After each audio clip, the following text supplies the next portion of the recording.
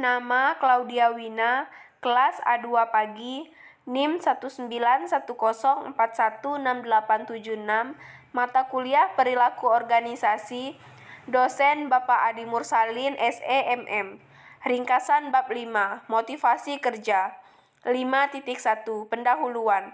Setiap organisasi atau perusahaan tentunya menginginkan karyawannya memiliki prestasi yang baik. Karena dengan memiliki karyawan yang berprestasi, diharapkan dapat meningkatkan kinerja dan nilai perusahaan. Jika penilai prestasi kerja sangat diperhatikan, maka akan menjadi fokus bagi karyawan untuk melihat seberapa besar tingkat keberhasilan yang bisa dicapai dalam bekerja. Sumber daya manusia merupakan salah satu faktor penting.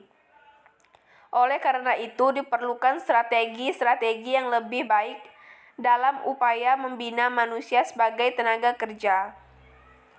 Tercapainya tujuan suatu organisasi tidak hanya tergantung pada peralatan modern, sarana dan prasarana yang lengkap, tetapi justru lebih tergantung pada manusia yang melaksanakan pekerjaan tersebut. Karyawan yang berkualitas adalah karyawan yang melaksanakan pekerjaannya dan mampu memberikan hasil kerja yang baik atau mempunyai prestasi kerja yang tinggi yang dibutuhkan oleh organisasi untuk mencapai tujuannya. Banyak bisnis berhasil bukan hanya karena ide bisnisnya, tetapi juga karena karyawannya. Tetapi karyawan juga perlu dimotivasi serta perlu memiliki keterampilan yang sesuai untuk melakukan pekerjaannya. Karyawan di beberapa perusahaan memiliki keterampilan yang memadai untuk pekerjanya, tetapi mereka kurang memiliki motivasi untuk berkinerja dengan baik. Konsekuensinya, karyawan ini hanya memberikan bantuan yang terbatas dalam proses produksi. Beberapa perusahaan yakin bahwa jika perusahaan dapat mempekerjakan orang-orang termotivasi secara alamiah, maka karyawan akan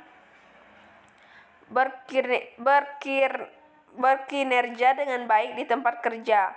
Tetapi hal ini tidak selalu terjadi.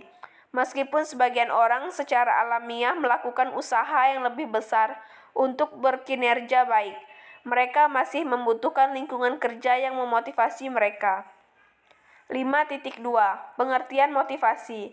Menurut Kadarisman 2013, dalam Aldi N. Susanti 2015, motivasi diartikan sebagai keseluruhan proses pemberian dorongan atau rangsangan kepada para karyawan, sehingga mereka bersedia bekerja dengan rela tanpa dipaksa.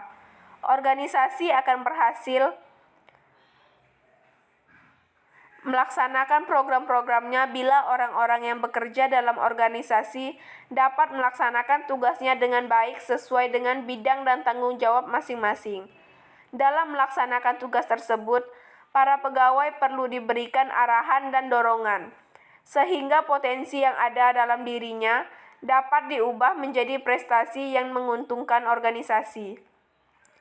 Menurut DAF 2012, motivasi atau motivation dapat diartikan sebagai kekuatan yang muncul dari dalam ataupun dari luar diri seseorang dan membangkitkan semangat serta ketekunan untuk mencapai sesuatu yang diinginkan. Motivasi pekerja akan memengaruhi produktivitasnya, dan sebagai bagian dari tugas seorang manajer adalah menyalurkan motivasi ke arah pencapaian tujuan organisasi. 5.3 Teori motivasi.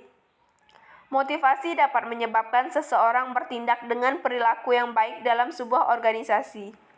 Banyak penelitian yang menyimpulkan bahwa motivasi pekerja yang tinggi berbanding lurus dengan tampilan organisasi dan keuntungan yang dihasilkannya.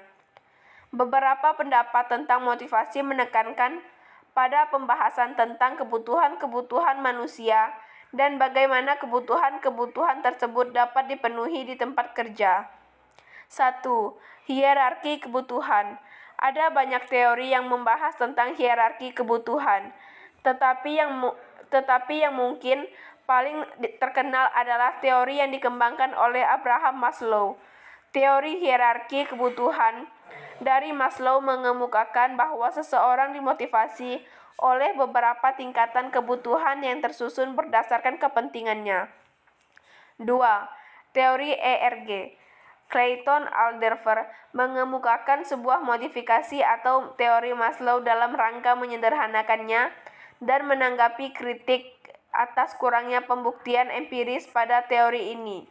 Teori ERG yang dikemukakan Clayton Alderfer mengenalkan 3 kategori kebutuhan. A. Kebutuhan eksistensi, kebutuhan akan kebahagiaan lahir. B. Kebutuhan keterikatan, kebutuhan akan hubungan yang baik dengan orang lain. C. Kebutuhan pertumbuhan, kebutuhan yang fokus pada pengembangan potensi manusia dan keinginan untuk pertumbuhan pribadi dan peningkatan kompetensi. 3. Studi Hawthorne pada akhir tahun 1920-an, para peneliti mempelajari pekerja di Western Electric Plant dekat Chicago untuk mengidentifikasikan bagaimana beragam kondisi memengaruhi tingkat produksi mereka. Ketika pencahayaan ditingkatkan, tingkat produksi pun meningkat. 4. Studi kepuasan kerja Herzberg. Pada akhir tahun 1950-an, Frederick menyurvei 200 akuntan dan insinyur mengenai kepuasan kerja. Herzberg mencoba untuk mengidentifikasikan faktor-faktor yang membuat mereka tidak puas dengan pekerjaan mereka pada satu titik waktu tertentu.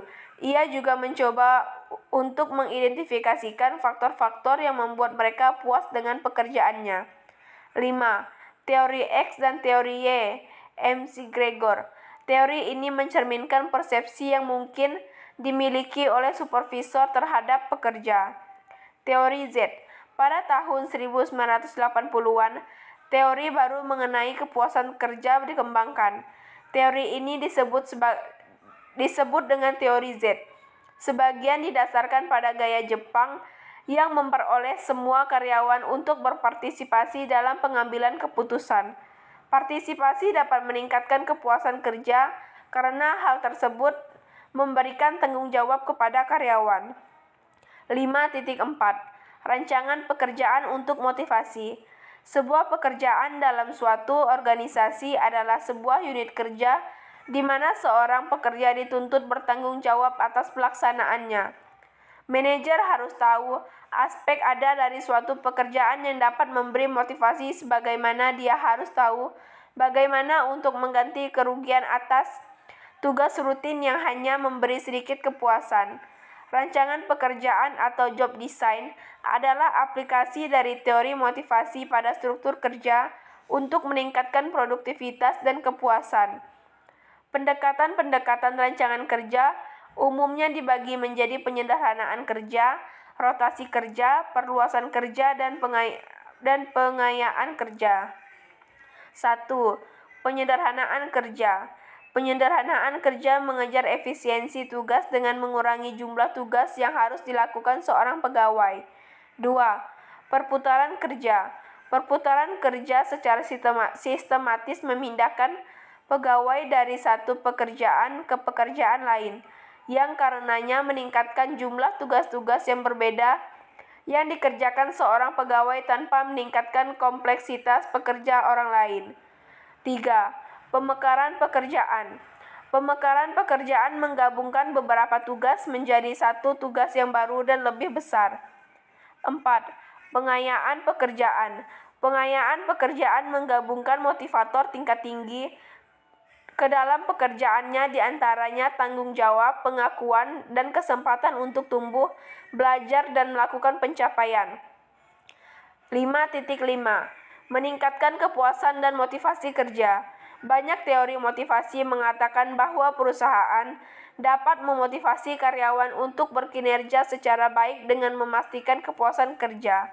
Secara umum, karakteristik utama yang memengaruhi kepuasan kerja adalah uang, keamanan, jadwal kerja, dan keterlibatan di tempat kerja.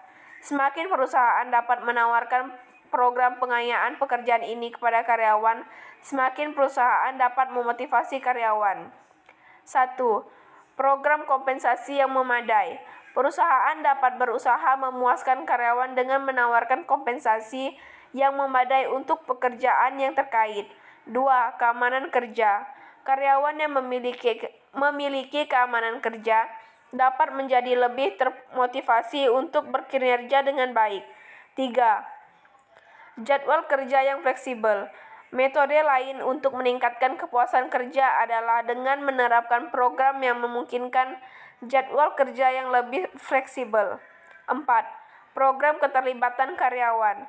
Ketika karyawan lebih termotivasi dengan memainkan peranan yang lebih besar di perusahaan, baik dengan lebih terlibat dalam pengambilan keputusan maupun dengan diberikan tanggung jawab yang lebih besar, perusahaan dapat menggunakan berbagai metode untuk memungkinkan keterlibatan dan tanggung jawab karyawan yang lebih besar seperti perluasan pekerjaan, rotasi pekerjaan, pemberdayaan, manajemen partisipatif, dan manajemen berdasarkan tujuan.